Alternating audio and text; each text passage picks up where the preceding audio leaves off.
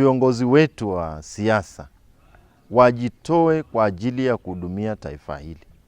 Kila mmoja mahali alipo. Kama angejinyima kama vile Yesu alijinyima kila kitu, taifa hili lingekuwa mbali sana. Taifa la Kenya halina sababu ya kubaki nyuma. Ni vile tuna viongozi ambao ni wabinafsi. Wanajali maslahi yao, wanajali tumbo zao, wanajali tu yale ambayo yatawasaidia. Kwa sababu tunaona wengi na mara nyingi ufisadi umejaa. Wanapora mali ya umma. Ningependa kuwaomba sana viongozi wetu wajifikirie mara mbili kwa nini walichaguliwa.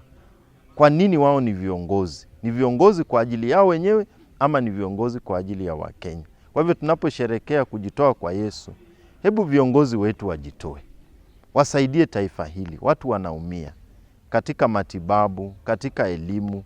Tunataka kuona kuanzia kwa rais, kwa magavana, kwa ma-MP, kwa MCAs, wote wajitoe kwa ajili ya taifa hili. Vile Mungu alimtoa Yesu na akajitoa kwa ajili yetu, pia wajitoe. Na sisi pia viongozi wa dini tujitoe na tusaidie, na tusiogope kama viongozi wa dini kukemea maovu ambayo viongozi wetu wanafanya.